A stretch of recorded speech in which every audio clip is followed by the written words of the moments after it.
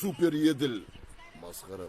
Егер семіруді қалайтынлер болса, мархамат, міне не ашып жатыр, блокноты бар, жазылсаңыз болады, мощный қылып семіртіп. Бұл арық адамдарға, көп телефоннан арман берман сөйлесіп жүретін адамдарға тиесілі нәрсе.